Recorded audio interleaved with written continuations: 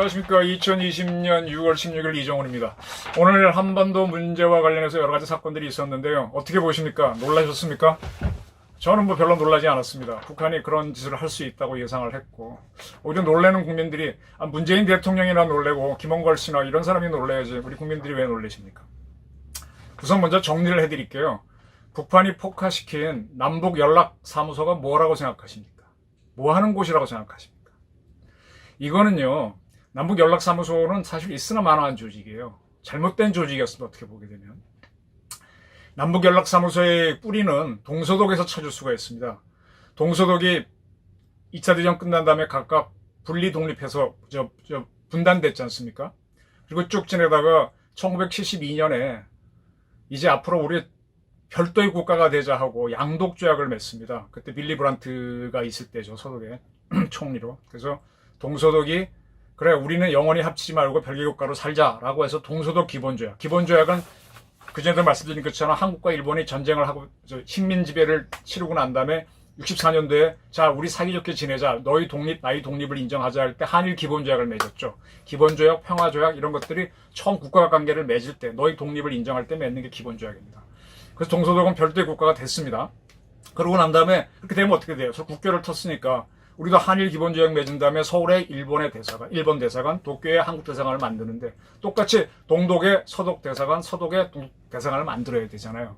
근데 두 나라는 어쨌든 한 뿌리였잖아요. 45년까지는. 근데 불과 20년이 안 지난 30년이 안 지난 72년에 별도 국가가 되니까 좀 이상하지 않습니까? 그래서 이거는 우리 양독 간의 문제니까 그래도 우리 민족이 같으니까 대사라는 말을 쓰지 말고 연락사무소를 두자라고 합니다.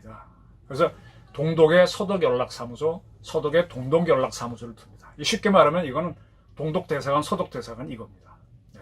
그럼 비슷한 것이 미국과 북한이 앞으로 수교를 하기 전에 수교 전 단계에서 지금 미국과 북한이 앞으로 북한 핵을 잘 타결하면 어떻게 될 거다는 이게 자기가 나오는데 그때마다 나오는 게 미북 연락소를 두자는 얘기가 나오잖아요. 미국이 북한의 대사관을 두기 전에 연락사무소를 두는 거죠. 평양에. 또 북한은 워싱턴에 연락사무소를 두고 그게 나중에 대사관이 되는 겁니다. 그러니까 연락사무소는 뭔지 금방 이해를 하셨죠. 그러면 남북이 별도 나라로 가자라는 개념으로 두는 연락사무소입니다. 근데 이것은 평양에 있고 서울에 있어야 되는데요. 이게 어찌된 게 개성에 있게 됐습니다. 개성이라는 지역은 법적으로 말하면 북한 지역입니다. 근데 그 지역을 우리가 조차지는 아니고 한양지도 아니고 조기지처럼 우리가 이제 이렇게 해갖고 거기다 한국 사람들이 들어가서 공단을 만들었지 않습니까? 이거는 뭐예요? 과거 박정희 정부 때 마산에 일본인들이 들어와서 수출자유공단이라는 걸 이용했거든요. 그 지역은 일본 사람들 이 지역처럼 일본 사람들이 한국인들을 고용해서 가발을 만들고 하는 겁니다. 일본 공단이죠. 마찬가지로 우리 한국인들도 중국 청도에 가서 한국 공단을 운영하고 베트남 가서 운영했잖아요. 그런 개념입니다. 그러니까 북한 땅인데 거기가 한국인 전용 공단을 만들고 거기서 이제 우리가 생필품을 제작해서 북한도 팔고 우리도 갖고 그렇게 했던 겁니다. 그러니까 그런 공동의 지역이니까 거기에다가 연락사무소를 둔 겁니다. 그러니까 이건 잘못된 거죠. 원칙적으로 말하면 평양에 있고 서울에 있어야 되는데 북한이 반대하고 하니까 그러면 요 중간 지역에다 서로 두고 서로 연락을 하자. 사실 평양에 있는 우리 연락소는 북한 당국하고 바로 연락해야 되고 서울에 들어온 북한 연락소는 우리 당국과 연락해야 되는데 이게 뭐가 잘못돼갖고 개성의 남북 연락사무소가 같은 건물에 층을 달리해서 존재하면서 서로 아래 위층이 서로 연락사무소끼리 교신하는 모양을 갖췄어요. 이런 겁니다. 그러니까 이거는 정식 연락사무소도 될 수 없는 건데 그런 거 사실 정치적으로 보게 되면 쇼에 가까운 거였죠. 연락사무소로서의 기능을 제대로 못했고 또 북한은 이미 사람 내보내지도 않았고 우리만 나가 있다가 또 그나마도 못 가다가 이번에 없앤 거니까 별거 아닙니다. 이거 갖고 놀리지 마시고요. 앞으로 더 큰 일이 있을 때를 대비하시기 바랍니다. 제가 오늘 갖고 온 주제는요. 왜 북한이 김여정 담화대로 저렇게 연락사무소를 파괴하고 그 다음에 앞으로 대적 활동을 군참모부에 맡기겠다라고 이렇게 해서 방방 떴는데 이 방방 뜬 이유가 무엇인지 아직 많이 궁금해하고 저도 정확하게 이유를 알지 못하겠습니다. 이 이유는 김정은이하고 통화를 하거나 여정이랑 통화해서 물어봐야 되는데 물어볼 수도 없고 우리 청와대에 있는 분들은 옛날에 한라인 있었으니까 물어보면 될 텐데 그것도 끊어졌다니까 알 수가 없습니다. 그래서 여러 가지 유출을 하는데 지금 갑자기 들려오는 소식이 이겁니다. 저는 이제 중국 입장에서는 대한민국이 우리 대통령이 트럼프 대통령과 통화하면서 G11에 참여하겠다. 그 다음에 우리 외교부 대변인이 영중 공동선언을 지지한다. 즉 홍콩의 고도의 자치를 보장하는 영중 공동선언을 지지한다. 이게 전부 다 반중 노선이잖아요.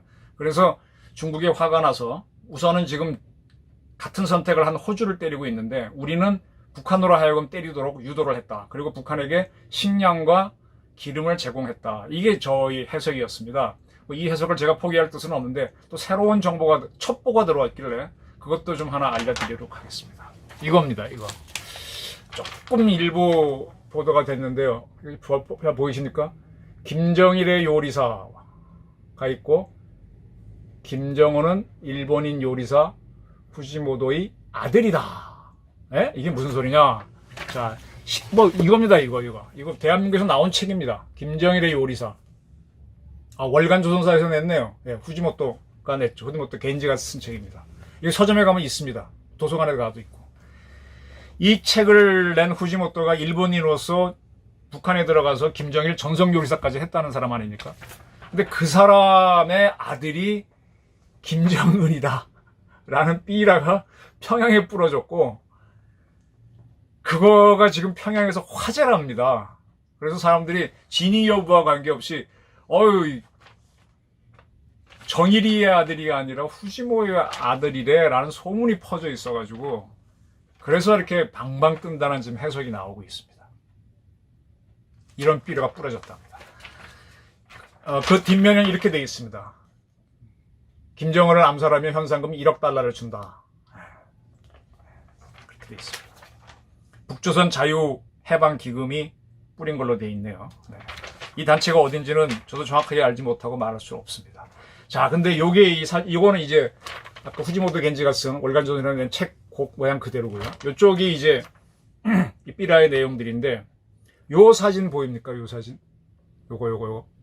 이게 후지모토 겐지가 이게 아마 김정은일 겁니다. 김정은 사진을 안고 있고, 요건 또 이제 지금의 김정은을 만나는 거고, 요거는 정운이네요. 김정은, 정철이가 아니고 어릴 때 모습. 이거 김정은하고 다시 후지모토 겐지가 만나요. 지금의 후지모토 겐지가 이겁니다. 그러면서 여기에 붙어있는 부제가 지금 공화국은 일제의 식민지인가. 자, 이게 무슨 얘기인가 하면요, 저도 이 책을 막 급히 옛날에 한번 봤던 건데 다시 한번 정리를 해봤어요. 대충 이런 내용입니다. 1982년 6월 달에 후지모토 겐지가 일본에 있다가 북한에서 일하지 않을래야 하는 제의를 받습니다. 아마 조총련 통해서 받은 걸로 보여요. 그리고 2달 후에 82년 8월에 일본을 떠나서 베이징에서 북한 비자를 받아서 북한으로 가서 식당을 합니다. 식당에 참여합니다. 그리고 2달이 지난 1982년 10월 김정일을 처음 만나는데 그게 원산 초대소라고 되어 있습니다. 그리고 82년 11월에 식당을 북한에서 열었다. 이렇게 열게 됐습니다. 그 다음에 이제 인기가 좋았던 모양이에요. 그리고 그런데 이제 바로 이 82년 원산에 갔을 때가 이 삐라를 뿌린 사람들의 관점이에요. 김정은이가 1984년 1월 8일생입니다. 근데 이 김정일의 부인이 고용희잖아요. 옛날엔 고영희로 알려졌는데, 그러니까 제주도 출신 아버지가 외정 때 일본에 갔다가 거기에서 해방 때 돌아오지 않고 살면서 고용희하고 이렇게 쭉 나왔었죠. 그 다음에 나중에 이 사람들이 북송교포가 째포가 돼갖고 북한으로 건너갔는데, 거기서 고용희가 김정일의 눈에 띄어서 이제 그렇게 되는 거죠. 그 전에 이제 뭐 성혜림이라는 여자도 있었고 그렇게 되는 겁니다. 그 성혜림이가 낳은 아들은 바로 이 김정은이가 제거한 김정남이었고, 고용희가 낳은 아들은 정은이하고 그 앞에 형인 정철이, 그 다음에 여정이, 이렇게 알려져 있지 않습니까? 근데 이 고용희도, 뭐 성혜림이도 그랬지만은 고용희도 이 김정일로부터 이게 뭐랄까요, 버림을 받았다고 할까요? 그래서 82년부터 원산 초대소에 가 있었다라는 겁니다. 원산 초대소에서 이제 이 책에 따르면은 김정일의 1위를 처음 이제 요리를 해줬다 이렇게 돼 있는데, 원산에 가서. 그렇게, 근데 그때 아마 원산 초대서에 고용이가 가 있고 평양에는 다른 여자가 있었던 모양입니다. 지금 이 삐라를 뿌린 사람들의 주장은 그때 버림받은 여인 고용이하고, 고용이는 제1교표니까 일본 말을 하죠. 일본에서 꽤 성장을 해서 갔으니까. 그래서 일본 말을 제법 하셔서 후지모토랑 가까워졌다. 그런 내용입니다. 그래서 한번 저도 정확하게 모르겠습니다. 후지모토가 지금 평양에 있는 걸로 아는데 물어봐야 되겠죠. 아니면 DNA를 뽑아 조사해 보면 더 좋겠고 한데 쉽지 않겠지만, 어쨌든 여정이하고 김정은이가 닮았나요? 그리고 김정은이하고 정철이가 닮았나요? 갑자기 저도 좀 헷갈리더라고요. 근데 김정은이는 김일성하고는 제법 닮았어요. 그랬더니 다른 분들이 걔 성형수술 했잖아 이러더라고요. 그래서 그런가? 저도 좀 모르겠습니다. 이게 다분히 심리적 요소인데, 지금 82년도에 원산에 가서 요리를 해줬고, 김정은 일을 위해서. 그때 고영이가 원산에 계속 머물러 있었고, 그래서 어떤 일본적 요소로 둘은 가까워졌고, 그리고 그 아들이 고영이가 낳은 84년도에 1월 8일 날 낳은 걸로 김정은이 되어 있는데, 그게 후지모토의 아들이다라는 게 지금 북한에서 이게 뿌려져서 평양 사람들이 굉장히 화제가 되고 있답니다. 이거를 뿌린 사람들은 평양만 뿌린 게 아니라 이 삐라를 스페인, 동남아시아 어디라고 쭉 들었는데, 유럽에 있는 몇 나라도 그렇고, 그 북한 대사관 마당에도 던져놨대요.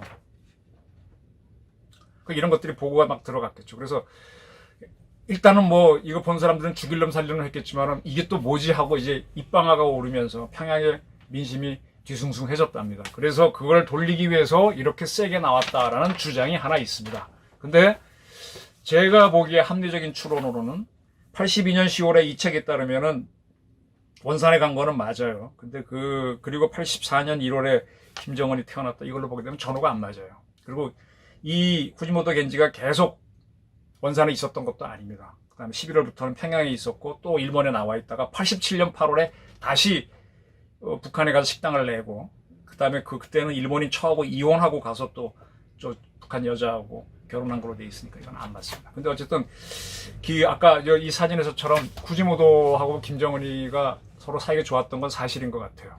그래서 이게 퍼지고 있답니다. 이 퍼지는 것 때문에 당황해서 이렇게 했다는 해석이 있습니다. 네. 자, 그렇다면은요, 어차피 심리전이라고 하는 건 사실과 관계없는 거잖아요. 그렇게 믿는 것이 믿는 거잖아요. 예? 북한이 핵이 있든 없든 핵을 갖고 있다고 믿는 순간에 우린 겁을 먹는 거고. 네. 다시 말하면 지금 만약 이게 사실이라면, 북한 자유해방기금이 뿌린 이 삐라가 북한에 영향을 준 게 사실이라면, 북한은 지금 핵폭탄이 터진 겁니다. 그래서 그걸 돌리기 위해서 저런 쇼를 했다라는 해석이 나오는 거죠. 어떻습니까? 재미있지 않나요? 남북 문제를 볼 때마다요, 많은 분들은 국제정치학적으로 굉장히 복잡하게 해석하시는데, 저는요 그렇게 안 봅니다. 의외로 간순하게 이 최고 지도자 있는 사람들은요, 에이 해 하고 막 한 방에 일을 결심하는 경우가 많아요. 과거 대만에 소속된 섬인 금문마조도가 대륙에 굉장히 가까이 붙어 있습니다. 대만의 땅인데 굉장히 가까워요. 그래서 금문마조도하고 본토하고 서로 포격전을 한 적이 있어요. 그때 그 대만 사태 위기가 굉장히 심각했는데, 그때 모택동의 주치의를 했던 리지수이가 쓴 책에 따르면은, 그걸 가지고 국제정치학들은 수없이 해석했는데, 그냥 모택동이 기분 나빠서 그래서 쐈다는 그거예요. 간단합니다. 지금 벌어진 사태들이 이럴 수가 있습니다. 자, 이걸 다시 해석하면요, 만약 이 해석이 옳을 수 있다면, 여정이는 즉흥적이고 아직 뜨거운 맛을 못 봤기 때문에 자기 감정대로 하는 사람이고, 또 이 문제 때문에 정은이는 숨고 여정에 나섰다는 이런 해석이 가능한 거죠. 저는 애송이들이기 때문에 이런 작태를 벌이는 거고, 저는 애송이들은 한번 호되게 당하면요 또 깨갱합니다. 네. 여자들은 이 싸움을 주로 하는 남성하고 달라가지고 한번 겁을 먹으면 제대로 겁을 먹거든요. 그러니까 지금 이번에 우리 김육은 차장이 나와서 모든 책임을 북한에 묻겠다 그러는데, 한번 세게 때리면 됩니다. 겁내실 필요 없습니다. 어쨌든 지금 문재인 정부가 추진해왔던 남북 방정식은 완전히 파탄이 났습니다. 네. 이거 지금 문 대통령은 어떻게 하실 겁니까? 또 반일 문제로 어떻게 한 것들이 지금 다 파탄이 났습니다. 윤미향 사건으로. 네. 손영미 그 마포쉼터 소장이 자살함으로 해가지고 이 자살 당한 거다라는 얘기까지 나오지 않습니까? 돈 문제 때문에.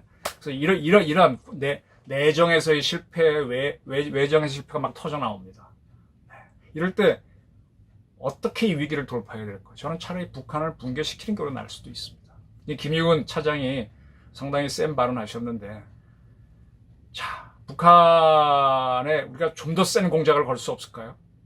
후지모토 겐지 이 탈북자들이 뿌린 이것이 북한의 직격탄이 됐다면 또 하나의 뭐 하나를 집어넣어서 스스로 와야 되게.